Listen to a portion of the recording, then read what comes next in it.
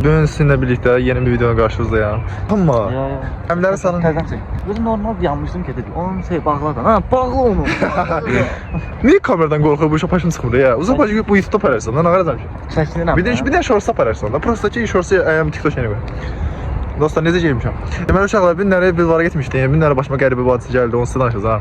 Deməli Nə dost, qardaş deyir. Ben səni deməli mən Bilvarda görüşdüm. Yəni ki, nə bilim ya, qaydım mən də ki dostluq. Amma mən də məzələnsən sən. Nə dost da? Qardaş. Uşaqlar YouTube'da bunu tanımayanlar varsa, rəvandır da. Bildiyiniz kimi. 10 milyon abunəçim var da mən. Well, if I'm going out, I'm going out. Nə tanımırlar məni məzələnsən? Hey ciddi burada. 10 milyon deyil, 5 milyon var daxil. 5 tane olsa. Uşaqlar rəvanı kanal açmaq istəyənlər aşağıda yorum atın ki, rəvanı sən də kanal aç. Mən Niyəsə pis düşür, biz dala yiyoruz. Biz dalda gəl. Ancaq kanal nədir? Nə? Mən futbolka qapaqda da aça bilirəm ancaq kanal nədir? Özledim sesini git desem de. Yox tukası. 100%. Uşaqlar bu şeydir. Mənə pis yola tökür. Bunu rədən kesin oyna. Əx adamlarıq, biz elə şeydən işimiz olmur. Dünən sən dedin oturub vuran. Yalan deme ola. Oturub vuran. Ay, kiçik bir dənə blokda prosta şeyə bir parkı gəzirik Rəvanla bir yerdə. Voleybollar oynayanlara. Saxlamayayım da, saxlasın. Kəsərəm də. Kəsərəm sənin kəsəydi. Saxlama. Niyə? Saxlama. Niyə saxlayayım mən? Uşaqlar, Rəvan video çəkən söyüş qoydu. İkidir. O yine beni çekti, ben seni götürdüm. Hayat şaşırtır hep zaten. Ben Yenə də qardaşım, siləsən də bilirəm. Çekme onu derim. Çok olmazsa vuracağım. Rəvan, neyniyə bilərik? Uşaqlar, Rəvanın muskullarına baxın bir dənə, tırnıqı çıxır. Aydana baxın, oy bu ne, qıpqırmızı oldu.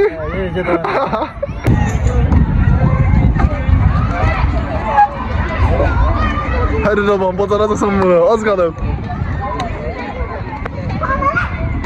Yok vereceğim. Uşaqlar, Uşaqlar işləyərəm. birinci Rəvandan göçəcəm. Əgər video fikriniz varsa buyurub yaza bilərsiniz. Bunu yəqin ki biraz edit edib 3-4 dəqiqəsini ata bilərəm sizə. Rəvandan icazə alandan sonra da. Gözüm hep soldu. Canama işte kaka. Valla 1.70 sən ya, tam sana. Mən 1.70'den bir yaşlıyım. Zamanın haqqını yemişim, 1.80. Məsələn. Zamanın haqqını yemişim, 1.90 məndə də 1.80 oldu. Dost yoxsa qız. Nə dostluq, qardaş.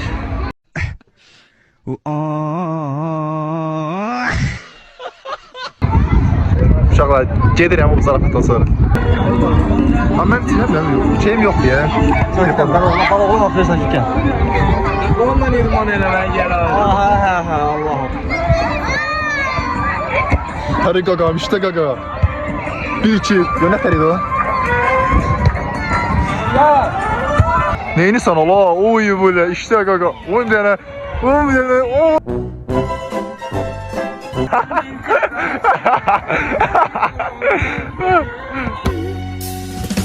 hayat şaşırtır hep zaten. Baxın bunlar ne? Bunlar adam olası deyirlər. Nə qərsiniz, yaxsınız. Uşaqlar, bura meşə parkıdır, bilənlər bilməsinlər, bilsinlər. Şuraya işte bu lek.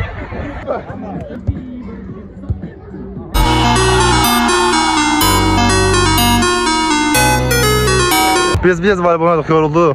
Videonun da sonuna gəldik. Bilmirəm istək olacaq amma qısa kesitlərdən qəşəng bir video tutmağa çalışacağam. Bu da bizim kiçik bir vlogumuz idi. Sağ olun, salamat qalın.